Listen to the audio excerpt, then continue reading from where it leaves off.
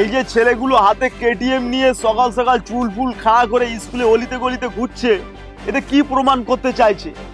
স্কুলের সামনে মেয়ে দেখার জন্য তুমি যদি পদ না চাও, তাহলে সমাজের কোনো কাজে আসে কি? তুমি একটা বাঞ্চোর ছেলে। শোনো, যে মেয়েটার পিছনে তুমি কেটিএম এর তেল পোড়াচ্ছ, সে মেয়েটা একদিন সরকারি চাকরি করার টাকলা কাগজ সাথে বেরিয়ে যাবে, তখন তুমি বাল ছিড়ো।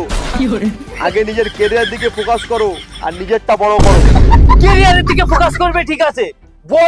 বড় করার কথা বলা হচ্ছে। যুব সমাজকে আপনি কি মেসেজ দিতে চান? বড় করবে মানে না আপনি বলুন কি বড় করবে যুব সমাজ? হ্যাঁ, শামসুলদা কুল কুল। কুল না আমার বাল। এখন যুব সমাজকে উল্টো পাল্টা মেসেজ দিচ্ছে, এখন কুল। আপনারা শান্ত হন, আপনাদের কাছে পরে আসছি। আগে কোরিয়ার প্রেসিডেন্টকে কিছু প্রশ্ন করে নি। আচ্ছা, এই যে সমাজে এত নোংরামি ছড়িয়ে পড়ছে, এগুলোকে আপনি কি চোখে দেখেন?